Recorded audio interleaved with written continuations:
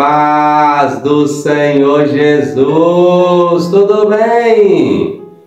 Estamos aqui para mais um momento de reflexão bíblica no livro de Jó. E hoje nós vamos meditar no capítulo 21, versículos 1 até o versículo 7, que nos diz assim: Respondeu, porém, Jó e disse: Ouve atentamente as minhas razões, e isto vos sirva de consolação. Sofrei-me, e eu falarei, e havendo falado, zombai. Porventura, eu me queixo a algum homem? Mas ainda que assim fosse, porque senão angustiaria o meu espírito? Olhai para mim e pasmai, e ponde a mão sobre a boca. Porque quando me lembro disto, me perturbo, e a minha carne é sobressaltada de horror. Por que razão vivem os ímpios, envelhecem e ainda se esforçam em poder? Queridos, chegamos ao capítulo 21 do livro de Jó, e Jó agora se manifesta após a palavra de Zofar. Jó, ele vai trazer duas questões que nos chamam a atenção. A primeira delas é quando Jó vai declarar, porventura, no versículo 4, eu me queixo a algum homem? Porventura eu me queixo a algum homem? Ou seja, Jó, enquanto os seus amigos insistem em convencê-lo dos seus erros, dos seus pecados, enquanto os seus amigos insistem em convencer Jó de que ele só poderia estar passando por aquela situação por causa de algum pecado, Jó estava insistentemente declarando que todas as suas argumentações não eram para os seus amigos, mas ele estava falando com o próprio Deus. Porque Jó sabia que se havia alguém que poderia lhe ajudar, este alguém era o Senhor, o Deus Todo-Poderoso. Meus queridos, nós vamos aprender com Jó, e eu tenho falado insistentemente durante as reflexões neste livro de Jó, que Deus, Ele conhece as nossas fraquezas, Ele sabe quem nós somos, e Ele relaciona-se conosco com tudo isso que há em nós, e o que Ele precisa é simplesmente que nós tenhamos liberdade na Tua presença, que nós venhamos a servi-lo com aquilo que nós temos, com aquilo que nós somos, e não com aquilo que nós queremos ter ou que nós desejamos ter. Deus, Ele já espera que nós ofereçamos a Ele aquilo que nós temos agora. E se nós viermos a alcançar algo a mais no futuro, isso também possa ser oferecido a Ele. Mas quando Ele nos chama sabendo que nós já temos algo a oferecer no momento e não em um futuro. Amém? Então, meus queridos, Jó diz: porventura me queixo a algum homem? Ou seja, ele está dizendo, eu estou me queixando diante do Senhor. Se nós formos olhar na Bíblia Sagrada, especialmente no livro dos Salmos, que traz as canções do povo de Israel, nós vamos ver que não são poucos os salmos que retratam corações feridos e amargurados e que estão diante do Senhor sendo abertos para que Deus possa curá-los. E às vezes nós não somos curados porque nós não abrimos o nosso coração diante do Senhor. Ficamos tentando esconder de Deus algo que Ele já sabe, que Ele já conhece, e isso acaba sustentando a nossa vida na amargura e longe de uma liberdade da qual o Senhor tem a capacidade de nos proporcionar. Meus queridos, ele continua dizendo que ele viveu um momento na sua vida de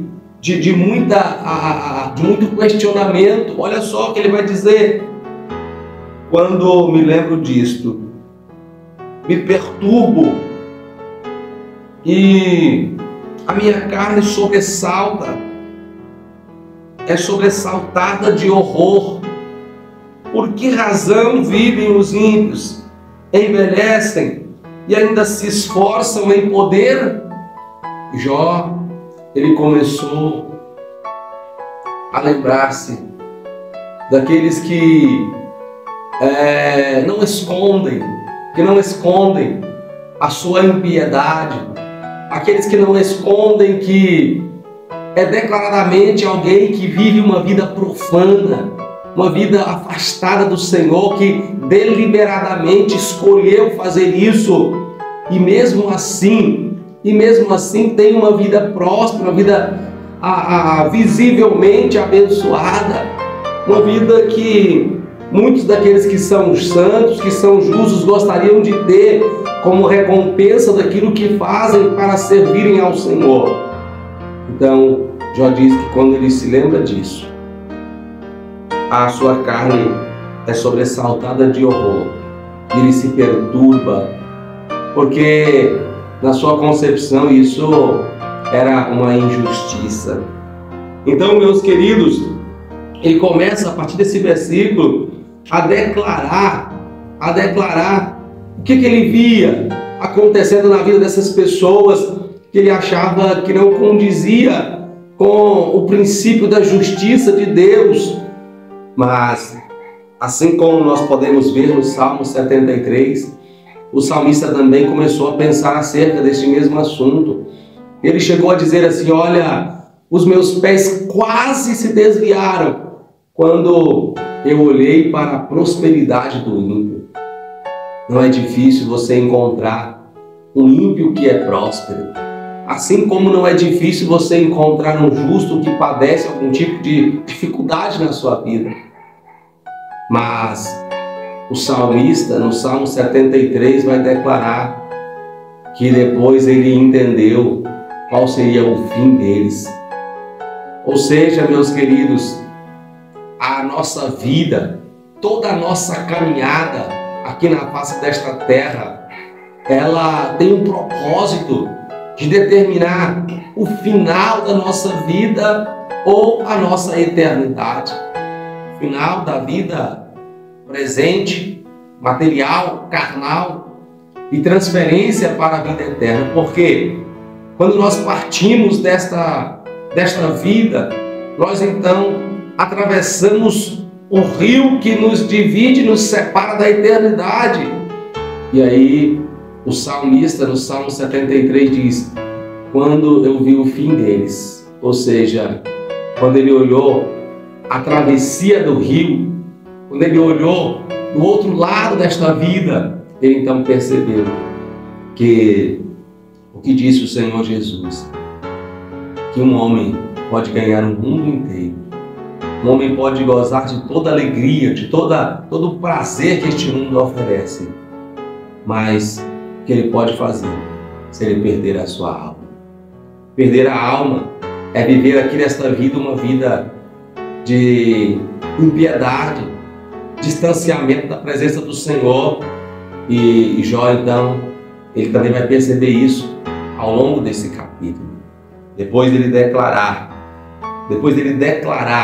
tudo aquilo que ele via na vida de um ímpio, próspero, bem-sucedido, tendo paz, seus gados produzindo, sua fazenda crescendo, Jó, ele vai reconhecer que chega um momento que a mão do Senhor vem, e quando esse momento chega, é nessa hora que o ímpio, ele vai chorar amargamente.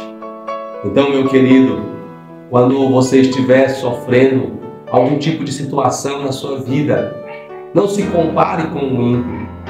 Não se compare dizendo que o ímpio, ele está sendo injustiçado porque deveria estar no seu lugar e você no lugar dele, porque ainda que você padeça nesta vida, você tem um futuro.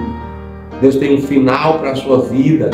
Deus tem algo reservado para você, que o apóstolo Paulo chegou a dizer que as leves e momentâneas tribulações não são para comparar com o gozo que está reservado para a eternidade, para aqueles que servem ao Senhor. Então se firme na palavra de Deus, que revela que o nosso bem mais precioso que Deus tem reservado para nós não é aqui, mas na eternidade. E lá sim nós gozaremos de uma alegria que nenhum ímpio terá o prazer de alcançar. Porque eternidade com alegria está reservada somente para quem serve ao Senhor e foi justificado pelo sangue de Jesus. Amém? Obrigado pela sua companhia. Continue nos acompanhando. Se esta palavra tem trazido algum tipo de edificação para a sua vida, compartilhe e abençoe alguém. Eu te aguardo em nossa próxima reflexão. Um grande abraço.